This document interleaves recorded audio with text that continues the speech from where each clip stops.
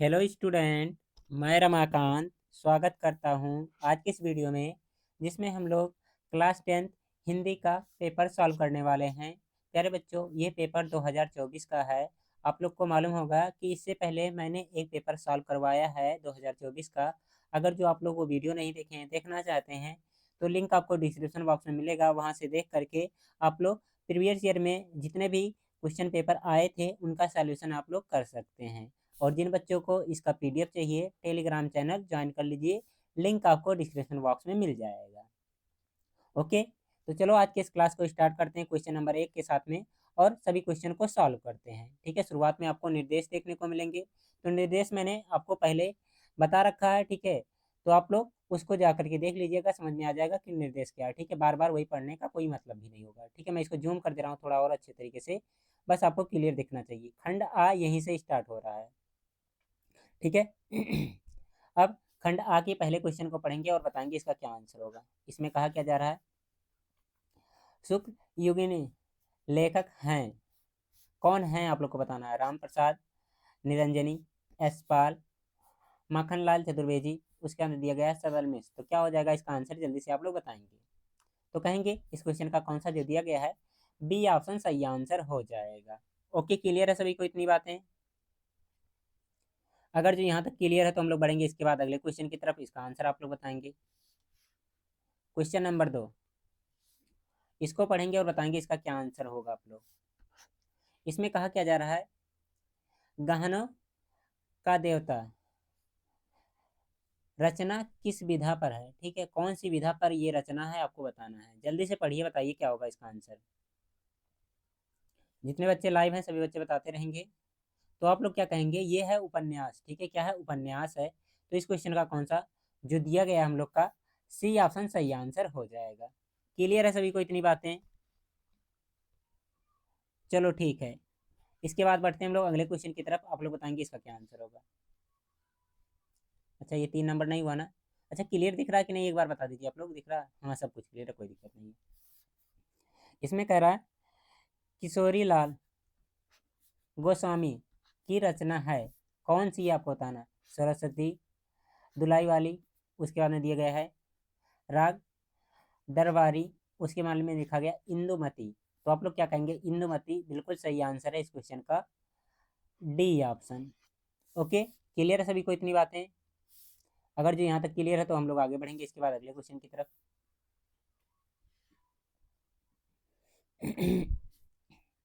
इसमें क्या कहा जा रहा है, ध्रुव स्वामी के लेखक हैं।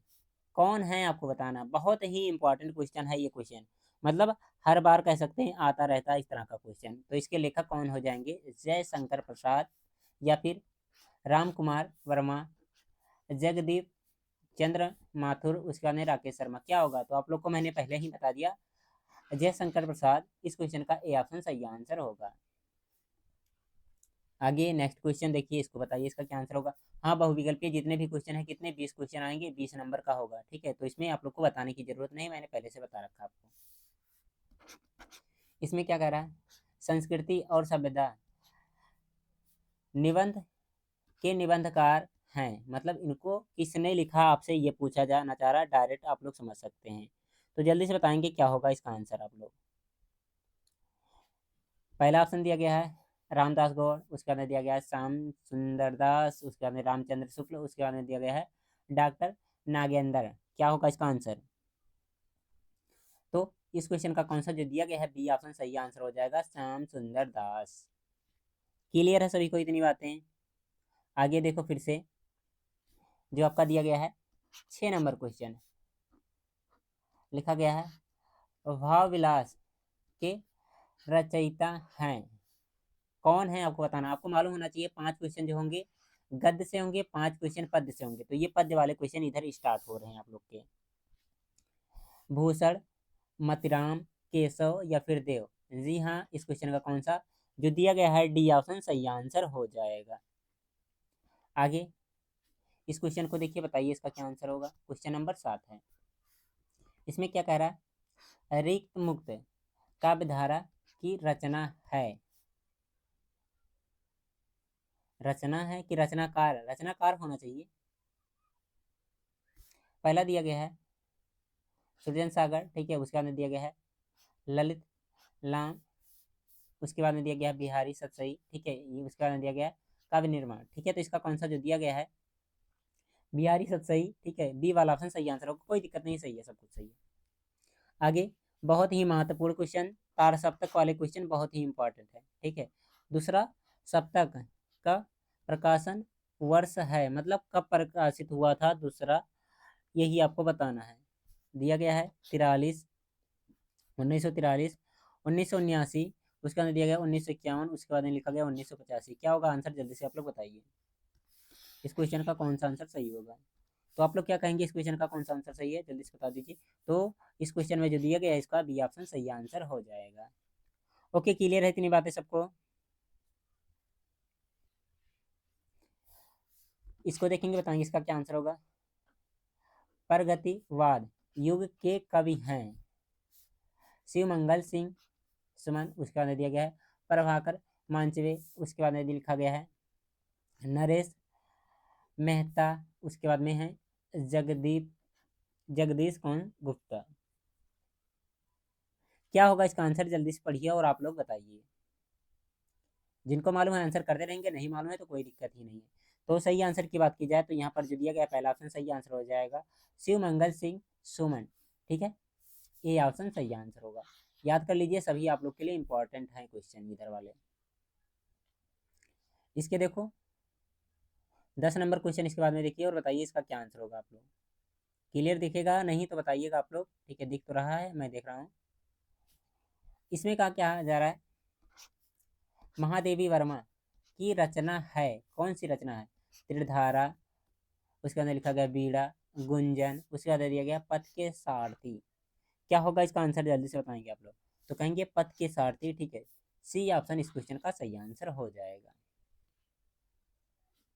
आगे आपके इंग्लिश हिंदी ग्रामर के क्वेश्चन अब इधर देखने को मिलेंगे, व्याकरण के क्वेश्चन, ठीक है, उसको पढ़ करके आपको बताना होगा।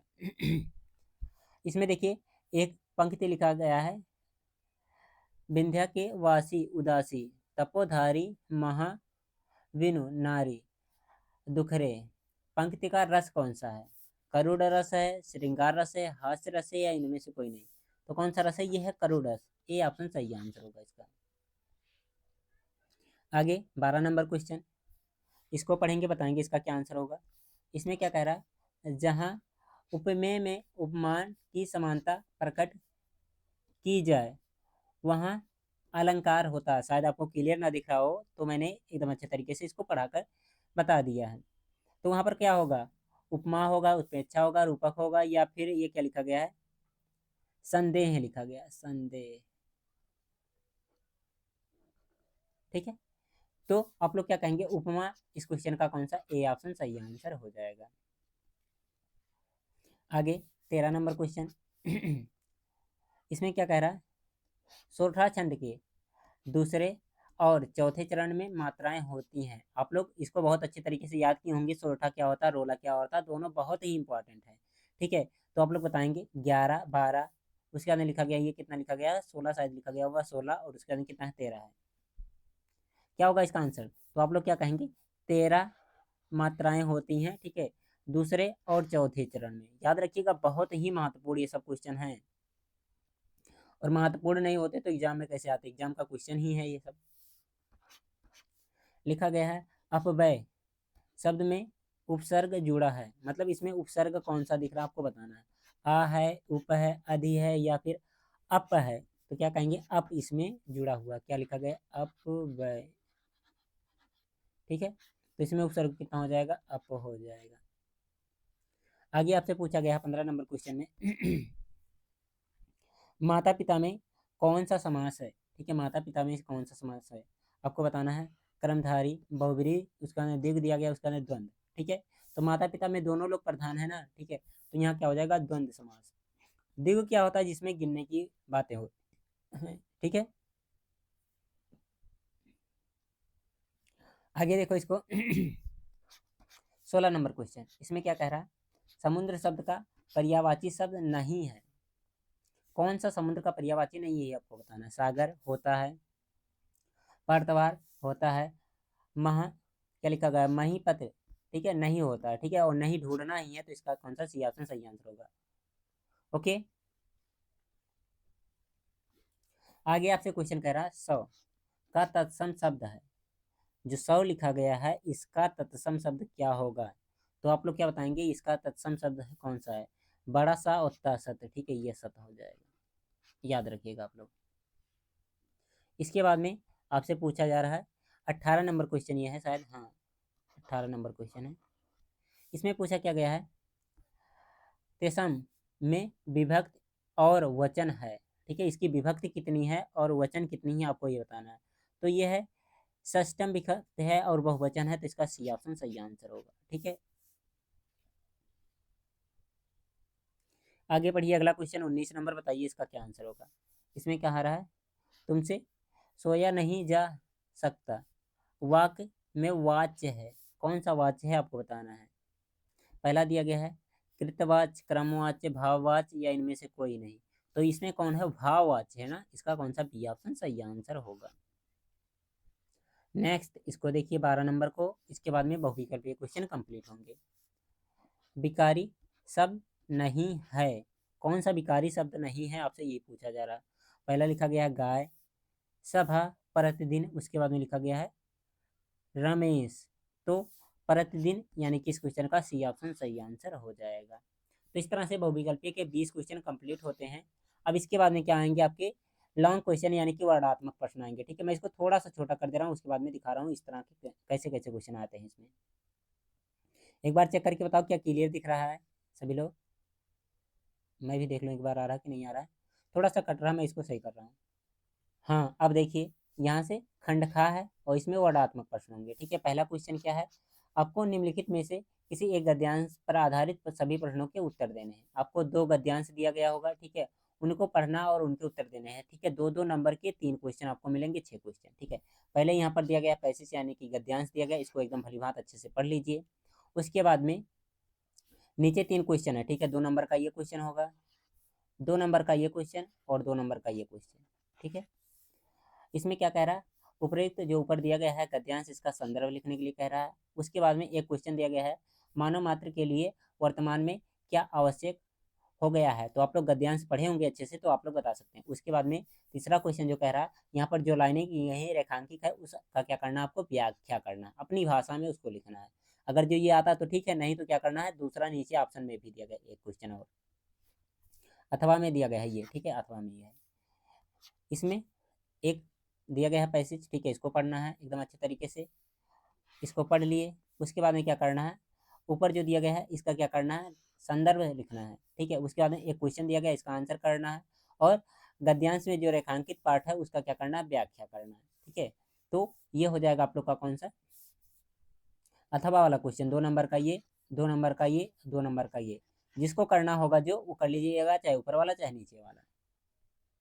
आगे अब आ जाएगा पद्य, ठीक है, पद्यांश से क्वेश्चन आया है। इनमें भी 2 दिया रहेगा पद्यांश, और दोनों में से क्या करना होगा, केवल एक ही करना होगा। इनमें भी 3 क्वेश्चन रहेंगे, 2-2 नंबर पर, एक एक क्वेश्चन रहेगा, ठीक है। यहाँ पर पहले लिखा गया है पद्यांश आप लोग का, अभी गति गति कुछ कहत ना आवे, ठीक है। आप लोग इसको पढ़े होंगे एकदम अच्छे तरीके से, और इसका अनुवाद निकालना भी सीखे होंगे, ठीक है। तो अच्छी बात है, नहीं है तो आप लोग तैयार कर लीजिए, इंपॉर्टेंट है ये सब। पहला, ऊपर जो पद्यांश दिया गया इसका संदर्भ लिखना है। उसके बाद में कहा रहा अगम अगोचर, ठीक, क्या तात्पर्य है, मतलब इससे क्या तात्पर्य है, यहाँ पर जो लिखा गया अगम अगोचर, ठीक है, उसका मतलब आपको बताना है। और तीसरा क्वेश्चन क्या है, इसी में जो लाइनें खींची गई हैं रेखांकित अंश हैं, ठीक है, उनका क्या करना, व्याख्या करना है। तो ये 3 क्वेश्चन 2-2 नंबर के हैं, इनको करना होगा आपको। अगर जो ये नहीं आ रहा आपसे, नहीं सॉल्व हो पा रहा है, तो फिर क्या करेंगे, नीचे एक और दिया गया है, ठीक है, इसको कर लीजिएगा, ठीक है। यहाँ पर दिया गया है ये क्या है, आपका पैसेज है, ठीक है, यानी कि गद्यांश है, गद्यांश नहीं कह सकते, पद्यांश है, ठीक है। और पद्यांश के आधारित पर 1, 2 और 3 क्वेश्चन है, ठीक है। स्क्रीनशॉट करना हो कर लीजिए, नहीं तो पीडीएफ चाहिएगा तो कहिएगा, मैं टेलीग्राम पर भेज दूंगा इसको। अब इसके बाद में आएगा संस्कृत, संस्कृत में भी वही हाल है, ठीक है। लेकिन संस्कृत कितना है, 5 नंबर का एक क्वेश्चन है, ठीक है। इसमें क्या किया गया है, एक गद्यांश दिया गया है, ठीक है, 2 गद्यांश दिए होंगे, एक ये है और एक है, ठीक है, का और खा। अब इन दोनों में से कोई एक करना है, ठीक है। और इनमें करने के लिए कंडीशन भी दिए गए हैं, क्या करना है, इसका संदर्भ लिखना और हिंदी में अनुवाद करना है। अगर जो संदर्भ लिखेंगे तो 2 नंबर मिलेगा आपको, और अनुवाद करेंगे तो कितना 3 नंबर मिलेगा, और दोनों चीज़ें करेंगे तो टोटल कितना हो जाएगा 5 नंबर का ये क्वेश्चन होगा। अब चाहे पहला वाला कर लीजिए, का वाला जो दिया गया है, या फिर यहाँ पर जो खा दिया गया है इसको कर लेंगे। ठीक है, दोनों ही आप लोग के लिए आसान है, एकदम अच्छे तरीके से कर सकते हैं, कोई दिक्कत नहीं है। इसके बाद में आगे अब देखिए यहाँ पर श्लोक है। ठीक है, 24 नंबर क्वेश्चन में जो दिया गया होगा क्या, 2 श्लोक, का वाला श्लोक ये है, खा वाला श्लोक ये है। ठीक है, 2 श्लोक दिए गए हैं। अब इनका भी क्या करना, संदर्भ करना और हिंदी में अनुवाद। संदर्भ 2 नंबर का है, ठीक है, अनुवाद है 3 नंबर का। अब चाहे इसको कर लीजिए चाहे इसको कर लीजिए, दोनों ही आसान आसान से हैं। ठीक है, आगे क्या होगा क्वेश्चन फिर, इसके बाद में आप लोग के लिए आएगा खंडिका पे आधारित। ठीक है, एक प्रश्न का उत्तर देना होगा। ठीक है, यहाँ पर का वाले में इनमें से दोनों में से क्या करना, कोई एक पर उत्तर देना है। ठीक है, और कितने, 4 नंबर का है। ओके, एक ही क्वेश्चन का आंसर देना, एक नहीं 3, 4 नंबर का नहीं 3 नंबर का, सॉरी ये, चाहे इसको दे दीजिएगा चाहे इसको, चाहे देखिए ये आपके डिस्ट्रिक्ट वाइज होते हैं। ठीक है, तो जिस भी डिस्ट्रिक्ट से आप लोग बिलोंग करते हैं और आपके हर एक क्वेश्चन में 2-2 क्वेश्चन दिया गया, उन दोनों में से कोई एक चूज करके करना। बच्चे क्या करते हैं, अब इनमें से क्या करेंगे, का मतलब इन दोनों को कर देंगे, तो दोनों नहीं, दोनों में से केवल एक ही करना होता है। ठीक है, तो आप लोग देख लीजिएगा अपने डिस्ट्रिक्ट के अकॉर्डिंग कौन है, उसके बाद में इसको तैयार कर लीजिएगा। अगर जो नहीं समझ में आएगा तो कह दीजिएगा, मैं बता दूंगा आप लोग के लिए कौन इंपॉर्टेंट है। ठीक है, लेकिन से आपको डिस्ट्रिक्ट बताना पड़ेगा कि आप लोग का डिस्ट्रिक्ट कौन सा है। आगे आप लोग का आएगा जीवन परिचय लिखने के लिए। ठीक है, जीवन परिचय लिखना और एक प्रमुख रचना। ठीक है, और ये कितने, 5 नंबर का क्वेश्चन होने वाला है। इंपॉर्टेंट दिया गया है, इसमें कौन कौन, तीनों में से कोई एक ही लिखना होगा। पहला लिखा गया है डॉक्टर राजेंद्र प्रसाद, आचार्य रामचंद्र शुक्ल, उसके बाद में दिया गया भगवत शरण उपाध्याय। इंपॉर्टेंट लगाइएगा, इस पर हर बार आता रहता है। ठीक है, याद कर लीजिएगा डॉक्टर राजेंद्र प्रसाद। इसके बाद में पद्य में भी यही हाल है। ठीक है, एक कवि का क्या करना होगा, जीवन परिचय लिखना होगा और उनकी एक प्रमुख रचना भी लिखनी होगी। ठीक है, दिया कौन कौन सा ऑप्शन में दिया गया है, आप लोग सूरदास का लिख लीजिए, चाहे आप लोग लिख लीजिएगा मैथिली शरण गुप्त, महादेवी वर्मा। इंपॉर्टेंट कौन है, ये दोनों इंपॉर्टेंट है, हर बार आते रहते हैं। महादेवी वर्मा वाला याद कर लिए तो फिक्स है, ये फंस जाता है हर बार। ठीक है, महादेवी वर्मा, और यहाँ पर याद करे रहेंगे 10th में तो 12th में भी काम करेगा, 12th में भी महादेवी वर्मा जी हैं। इसके बाद में 27 नंबर क्वेश्चन जो होगा ये कितने, 2 नंबर का होगा। इसमें करना क्या होगा, इसमें आपको कोई एक श्लोक लिखना होगा। ठीक है, जो इस प्रश्न पत्र में ना आया हो। ठीक है, अपने पाठ्य पुस्तक से कोई भी याद किया हुआ एक श्लोक लिखना है जो इस पेपर में ना आया हो। ठीक है, आगे आपसे आएगा पत्र लिखने के लिए।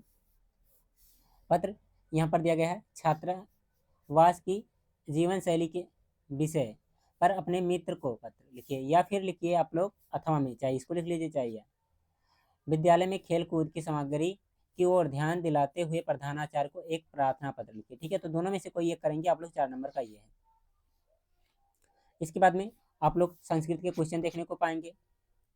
अब देखिए इसमें क्या है, 2 प्रश्नों के उत्तर देने हैं आपको। ठीक है, यहाँ पर कितने, 1 2 3 4 क्वेश्चन दिए गए। अब इन चारों में से क्या करना है, 2 का उत्तर देना है, एक एक नंबर का है। ठीक है, 2 नंबर का ये हो जाएगा आप लोग के लिए, तो इम्पॉर्टेंट है, अच्छे से तैयार करिएगा। और लास्ट वाला क्वेश्चन जो दिया गया है 7 नंबर का है। इसमें करना क्या है, आपको किसी एक विषय पर निबंध लिखना है। पहला दिया गया है जीवन में विज्ञान का महत्व, इम्पॉर्टेंट है, याद करके रखिएगा। उसके बाद में दिया गया है भारत में आतंकवाद की समस्या और समाधान। ठीक है, उसके बाद में दिया गया है छात्र और अनुशासन, ये भी इम्पोर्टेंट है। ठीक है, उसके बाद में आज़ादी का अमृत महोत्सव, ये 4 दिए गए थे, इन चारों में से किसी एक पर निबंध लिखना था। ठीक है, तो निबंध आप लोग तैयार कर लीजिएगा। ठीक है, मैं आपको एक एक्स्ट्रा वीडियो बना करके बता दूंगा जिसमें आप लोग को 3-4 निबंध बताऊंगा, उन तीनों चारों में से कोई एक तैयार कर लेंगे तो आप लोग का काम चल जाएगा। फिलहाल यहाँ पर जो दिया गया है इसमें आप लोग हर बार के लिए तैयार रखेंगे विज्ञान में। ठीक है, जो जीवन में विज्ञान का महत्व है ये, और छात्र और अनुशासन। ठीक है, दोनों इंपॉर्टेंट है। तो इस तरह से आपके 70 नंबर का पेपर ये कंप्लीट होता है। ठीक है, उम्मीद करते हैं प्यारे बच्चों आज का पेपर आपने बहुत अच्छे तरीके से देखा होगा, सारी जानकारियाँ आपको बहुत अच्छे तरीके से समझ में आई होंगी। अगर जो समझ में आया है आज का वीडियो तो लाइक करिएगा और अपने दोस्तों के पास में शेयर करिएगा। आपको डेली, ठीक है, 7 बजे क्लास मिलती रहेगी जिसमें मैं आपको प्रीवियस ईयर का क्वेश्चन पेपर सॉल्व करवाता रहूँगा। ठीक है, शाम में 7 बजे ज्वाइन होकर के आप लोग इस क्लास को करते रहिएगा। ओके, बाकी अगर जो आपको कोई टॉपिक नहीं समझ में आ रहा है स्कूल पर, कोचिंग पर या फिर घर पे, ठीक है, तो उसके बारे में भी कहेंगे। मैं उस टॉपिक को भी आप लोग को आकर के पढ़ा दूंगा एकदम अच्छे तरीके से वीडियो के माध्यम से। ठीक है, जैसे आप लोग कुछ पढ़ रहे हैं या पेपर में सॉल्व कर रहे हैं, पेपर का क्वेश्चन नहीं आ रहा तो उसको भी टेलीग्राम पर स्क्रीनशॉट करके भेज दीजिए, फोटो खींच के भेज दीजिए, मैं उसको सॉल्व करके आपको समझा दूंगा। ओके, तो उम्मीद करते हैं प्यारे बच्चों आज का ये वीडियो आप लोग को अच्छा लगा होगा। सारी जानकारियाँ जितनी भी मैंने दी हैं आपको, सारी चीज़ें जो पढ़ाया है, ठीक है, समझाया है, एकदम अच्छे तरीके से समझ में आया होगा। अगर जो समझ में आया है तो लाइक करिएगा, अपने दोस्तों के पास में शेयर करिएगा। बाकी मिलेंगे हम लोग कल की क्लास में, तब तक के लिए आप लोग अपना ख्याल रखेंगे और अपनी पढ़ाई को एकदम बेहतरीन तरीके से करते रहेंगे।